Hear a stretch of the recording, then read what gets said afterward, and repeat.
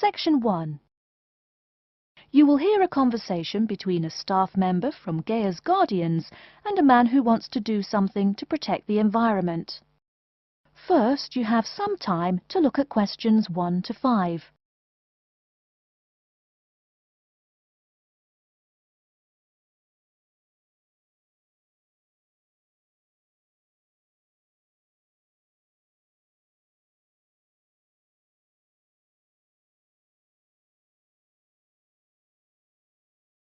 You will see that there is an example which has been done for you.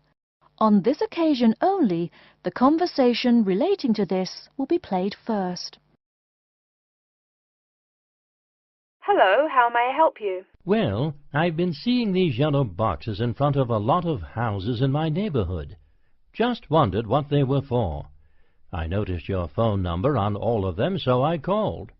Could you tell me about your business? We do recycling, but we're not a business. Gaia's Guardians is a non-profit group. We encourage recycling as a way of protecting the environment. The woman says that they encourage recycling as a way of protecting the environment. So, recycling has been written in the space. Now we shall begin. You should answer the questions as you listen, because you will not hear the recording a second time.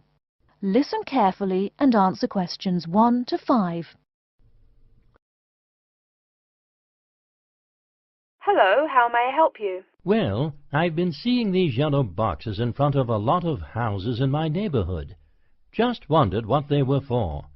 I noticed your phone number on all of them, so I called. Could you tell me about your business? We do recycling, but we're not a business. Gaia's Guardians is a non-profit group.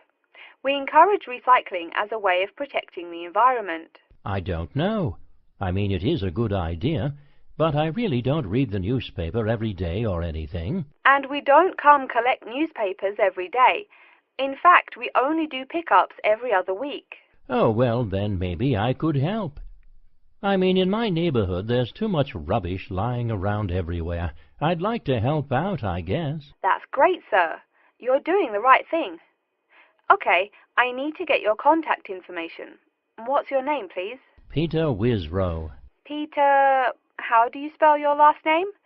W-I-S-R-O-W? No, actually, it's W-I-S-R-O-U-G-H. Oh, I'm sorry. I'm a terrible speller. You're a good speller. It's just that my family are terrible pronouncers. You're quite a card, Peter. Okay, now what's your address? Number 168 Bridge Road. That's here in London. How about if I have any questions?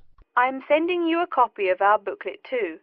The booklet has our phone number and our email address, helpline@blackcat.com. That's HELPLINE at BLACKCAT.com. But I nearly forgot to ask, what's your postcode? BS9 7PU. PS97BU? No, that's B as in boy, S9 7P as in Peter, U. Before you hear the rest of the conversation, you have some time to look at questions 6 to 10.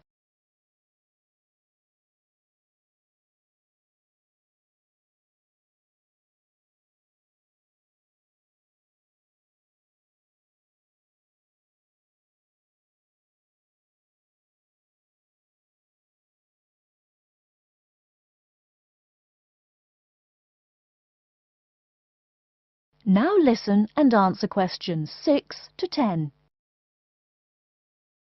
So I'm guessing those yellow boxes I saw are for recycled newspapers. Yes, that is correct, and it's free of charge. Wow, that's good news. Do you recycle anything besides newspaper? Oh yes, we recycle most everything. Glass, plastic, paper. Oh, so I can put like glass and plastic bottles in the box. Sorry again. Things like that you have to bring to our collection centre. And where is that? Our main centre isn't that far from you. It's actually right on the east side of Central Park. That new blue building? That's the one. Cool. Hey, what's with all those different colored boxes outside that place? Oh, that's for the different materials we recycle. The blue is for metal, the green is for glass and plastics, and the yellow, of course, is for paper.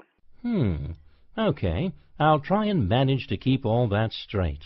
Oh, no need. They're each labelled. Great. So which one would I put magazines in? Actually, they don't go in any of the bins. Unfortunately, magazines can't be recycled because of the material they're made of. It's such a waste. So, would you be interested in volunteering? I'll think about it. Could you send me some more info? Absolutely.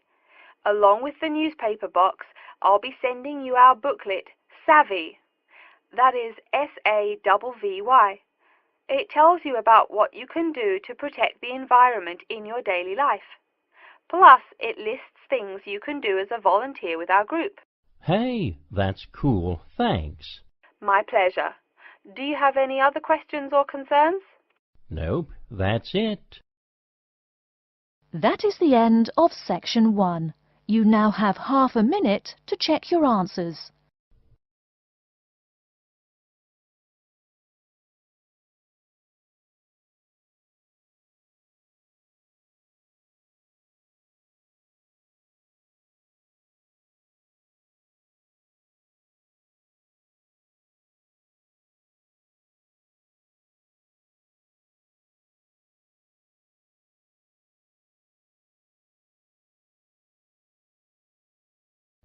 Now turn to section 2.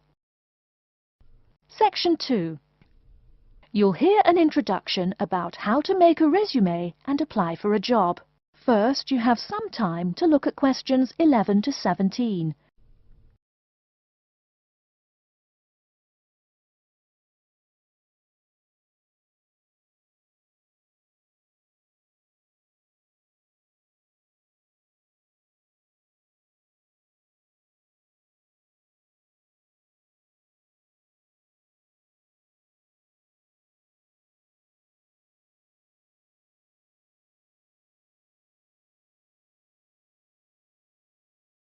Now, listen carefully and answer questions 11 to 17.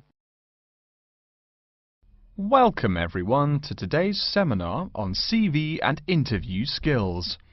Remember, your CV is probably the most important document you will ever write. It opens the door to your career, and that job interview is probably the most important meeting you will ever attend. It's like stepping through that open door. So let's roll up our sleeves and get down to work, shall we? First of all, I cannot possibly tell you everything you need to know about writing a resume in the time we have. But let me tell you that there are dozens of great websites on the internet. These will give you all the suggestions you need. If you look at the paper I gave you, you will see a list of the dozen most popular sites. I can mention a couple of important points, however.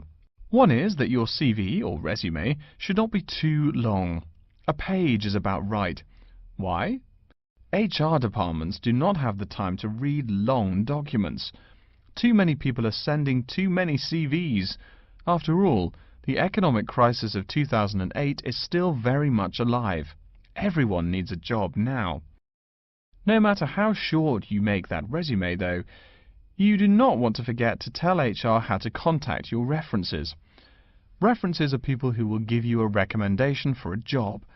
That's usually an ex-boss or a professor who knows you well.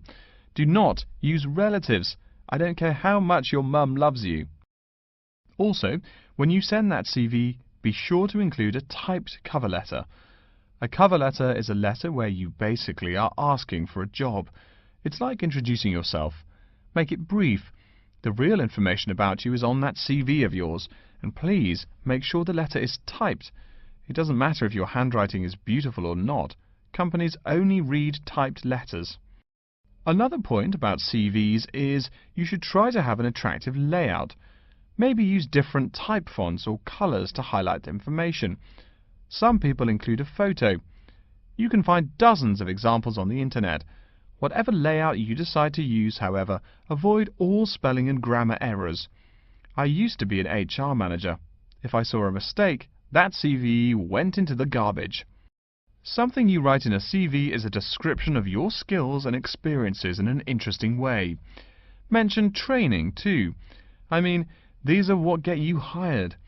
Do not just say, I have lots of experience, or I have many skills. Tell that boss what you did, for what company, and when. Better, tell him how well you did it.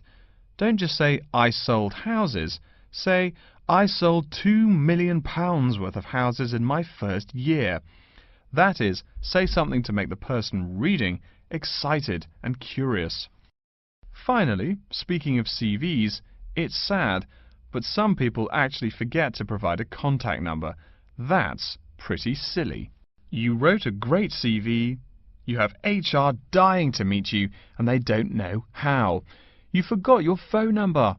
Oh sure, if you apply online they have your email address, but you just showed them you're forgetful. Why are they going to want to talk to you after that? Before you hear the rest of the talk, you have some time to look at questions 18 to 20.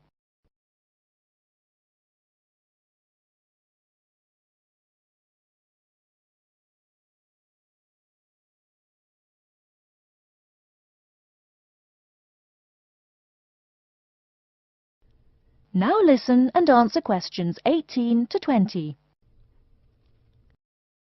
Alright, moving on to the actual interview.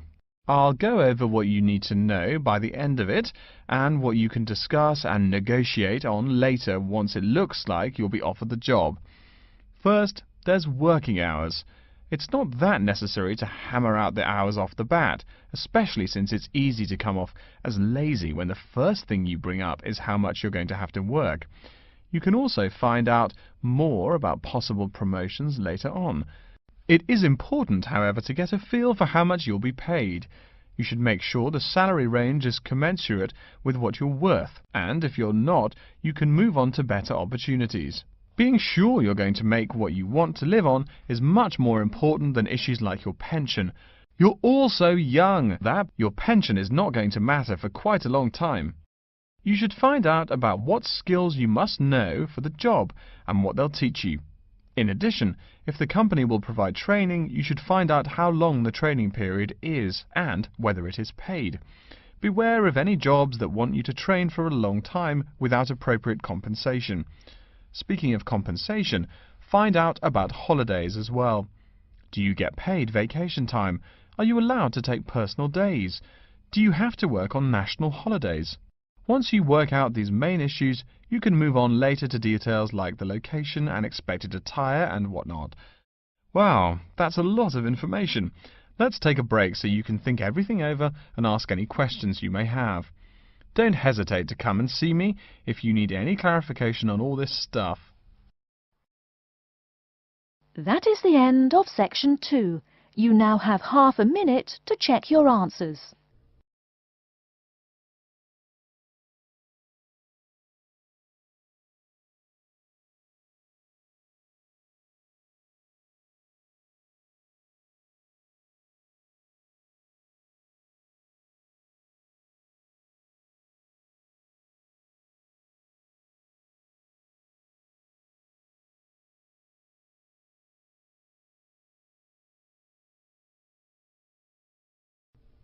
Now turn to section 3.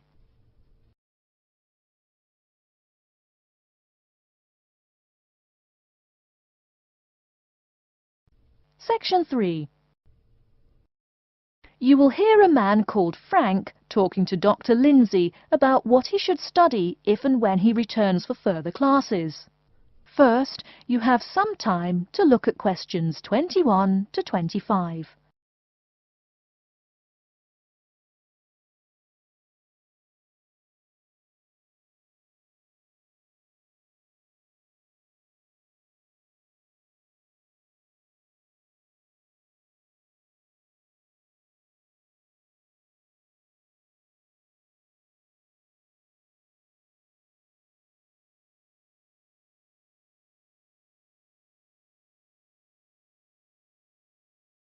Now listen carefully and answer questions 21 to 25.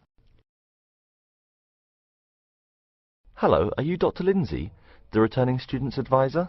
Yes, that's right. Are you Frank? Your appointment wasn't until 2, but that's okay. Please come in and have a seat. Thanks.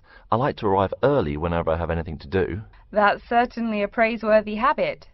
Let me see. It looks like you've taken a long break from school, and I understand you wanted to have a chat about what you should study if and when you return for further classes. It's such a big challenge. I don't know if I'm crazy for doing this or not. Believe it or not, I know exactly what you mean. Before I began working here at the university, I taught primary school for nearly 10 years. It takes a lot of courage to go back to school. I feel more shy and scared than the primary students I teach. In the schools I taught, I found today's youngsters are very sure of themselves. In terms of intelligence, I have a lot to teach them, and the maturity level of much of my class leaves something to be desired. But in terms of confidence, wow, a lot more confident than I am now, that's for sure. Stop fretting. A brave man is a coward who refuses to run. Let's talk about your strong points. You seem an intelligent man. What is it you would like to study? You see, I've been teaching children for a few years, but I think I'm happier teaching adults. I think teaching students in middle school is much more satisfying because they end up being much more grateful for your work. If I may ask, what got you interested in teaching adults? A lot of things, I guess. I met my future wife back in my first year of college. She always complains that I was more interesting then. She says that now I talk like I'm 7 years old. That's probably from being with children all day. Again, I know just what you mean. My husband used to say the same thing about me when I taught kindergarten. Anything else?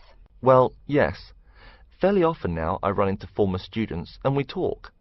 Some of them are getting close to being grown up. I guess I think more and more about how people develop over time. So I'm interested in the results of education, you know, the final stages. I see. Well, coming back to the university can be both difficult and very rewarding. There are some problems unique to returning students, you know, older students like yourself. What do you think is your greatest weakness? Well, I actually think my confidence is getting better. I'm definitely overcoming my introversion and starting to be much more comfortable in front of a class. To tell you the truth, I'm afraid I'm rather behind the times about many things. It's more difficult for me to chase after the popular things youngsters are fond of, such as iPhone, Twitter, if you name it. I think I understand. Before you hear the rest of the talk, you have some time to look at questions 26 to 30.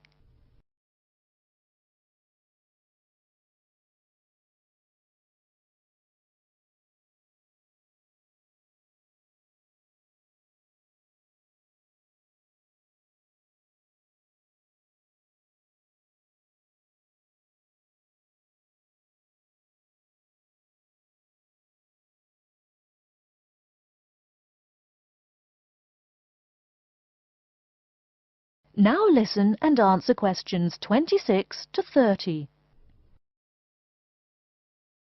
How old are you, 35? People at your age still go back to school for further education. I was a bit the same way. I mean, I didn't study at university till after I had a family, a husband and one child. My point of view was a lot different from your average 18-year-old girls, I can tell you. Gee, that sounds pretty rough. A family and college? Clearly you weren't unsuccessful, though.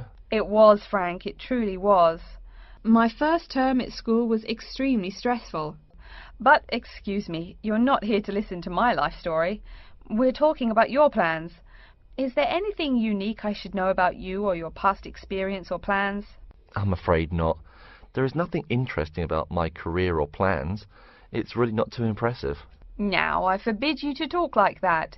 This is your one life, and if you're not interested, why bother living it? Don't be so humble, Frank. Okay. My wife says I'm a wimp. Let's talk about your dreams a bit. You want to teach adults, you said. What would you like to teach them? Well, when I first came to college, I really liked languages and literature. A lot of people have told me that for practical reasons, it would be more rewarding to choose business management as my major. But I made up my mind to study liberal arts once I got the idea of going back to school. I must say it's refreshing to meet someone who knows there's more to an education than computers and finance. Let's have a look at the university course catalogue. Excuse me, Dr. Lindsay, before we do that, could I maybe ask you some questions about changes in university life? I think I need to discuss that so I know what to expect. Of course, I'm here to help you. The biggest thing to get used to is the change in technology. Professors present things on huge screens, many of which are interactive computerized whiteboards. You can write on them still and use them like a touchscreen. They're really handy. No more sloppy scribbled notes on the projector. Let's see, I doubt you'll be living in student housing, so I won't go into all the improvements there. Another major change that you'll enjoy is the plethora of resources available for students. As a student, you have 24-hour access to the gym and library privileges that include the use of school computers to scan, copy and print, and of course the media library, which contains movies from all genres and most of the movies listed on AFI's top 100 movies of all time. The dining facilities are also not what they used to be. They offer choices for all diets, and you can expect a hot meal any time of day. Wow, things really have changed. I'll be sure to utilize all those great facilities in my time here. Thanks for all your help, Dr. Lindsay. I think that's all the questions I have for now. That is the end of section 3. You now have half a minute to check your answers.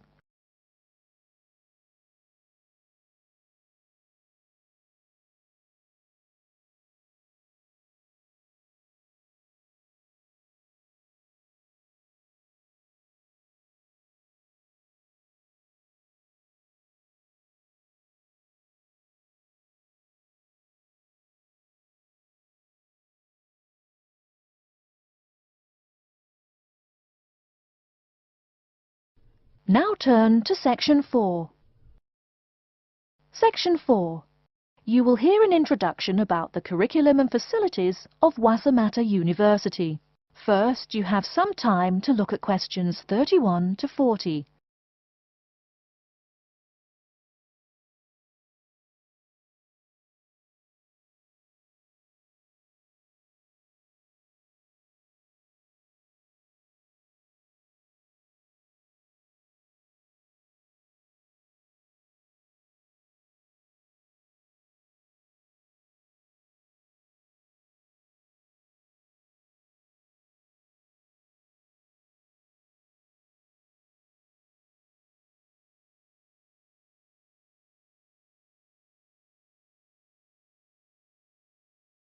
Now listen carefully and answer questions 31 to 40.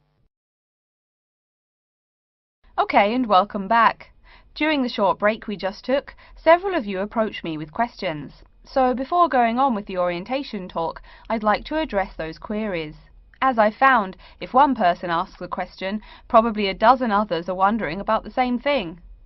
The first question is whether Wassamata University employs modules technology as an instruction method. The answer is yes, we do. At least that's what the university catalogue says. If some of you don't understand what modules technology is, don't worry. I googled the word but couldn't find it.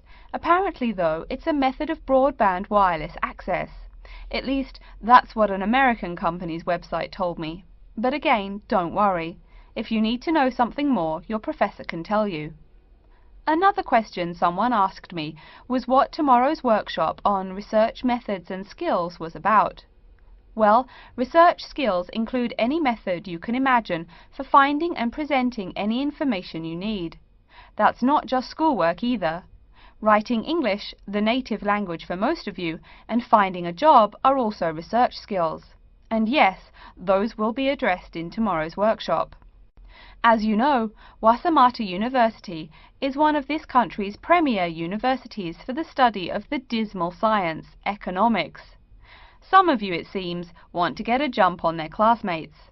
During the break, half a dozen of you came up and asked me where to find economics tomes. I know it's odd, but this school's library holdings are divided up between two libraries. Economics books are in the old library. If you look out of the window behind me, you can see it. It's the red brick building. Oh, before I forget, you economics types also need a lot of math, am I right? Well, those math books are neither in the old library nor in the new one.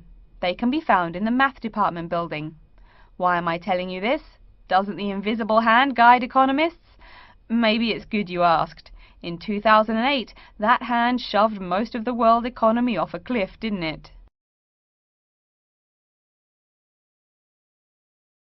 Now, I realize that most of you couldn't bring a computer printer or a photocopier from home. So I'm sure you're already wondering where you can copy things like term papers, internet articles, and things like that. I have some good news and some bad news. The good news is that there are a number of places you can make copies. These include both libraries and the Student Union building. Now the bad news. I'm sorry to say, most classroom buildings and academic departments do not have copiers students can use. So most of the large buildings you see around campus do not have copiers for students. The copiers there are reserved for professors and office staff. Oh yes, I nearly forgot to tell you. If you need to have printing done, all the copiers available to students are laser printers. Plus, for your convenience, you can pay using prepaid cards. You can get those in the Student Union building. That just covers the questions put to me. If you have more, please see me during the next break at 2:15. Right now, though, I'd like to start to give you a rundown on the various facilities here on campus. That way you won't get lost so easily in the weeks to come. I've been told that this year's incoming class features a large number of married students and parents. So you must be wondering where to put the baby while you're in class. Okay, right now we're in the Student Union building, right? Remember the big doors in front where you all came in? If you go out of the building, you can see the nursery is just on the other side of this building. It's only about 20 meters away. Convenient, eh? Next, we're all from different places around the country. Some of you are from other countries. That means we're pretty likely to get sick during the first months of school as we expose each other to many new viruses. So where's the doctor? Of course, you need to find the Medical Services Centre, which is on the right as you leave the building. Remember, that's the second building on the right. And if you look out of that window, you can see a lot of antenna and satellite dishes on the roof. So that's what we call the Media Centre. Yeah, I know, I think it's confusing too. The Media Centre is next to the Medical Centre. The chairwoman of the journalism school on the first floor doesn't like it when people who wander in there mistake her for a nurse. Chances are you'll have at least one math class while you're here. That red building there, just outside to the left, is the math department building. I know, it looks about as old as the subject of math, but I assure you that the inside is equipped with state-of-the-art classroom equipment, including interactive chalkboards and surround sound in every room. Oh, can you see the back building there? Yes, behind the Media Centre. Quite new, isn't it? That's the new library, just decorated. They're back to back, you might say. If you look just to the left of it at the lower, older-looking building, you'll find the old library. It's nice and quiet, perfect for those marathon study sessions during exam week. Since the weather is so nice, why don't we stop looking at our maps, but go for a walk around the campus? That is the end of section 4. You now have half a minute to check your answers.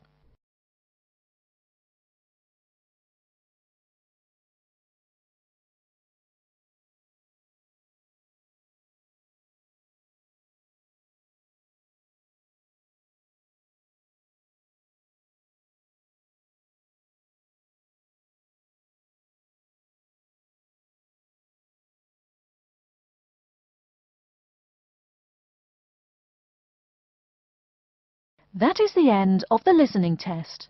In the IELTS test, you will now have 10 minutes to transfer your answers to an answer sheet.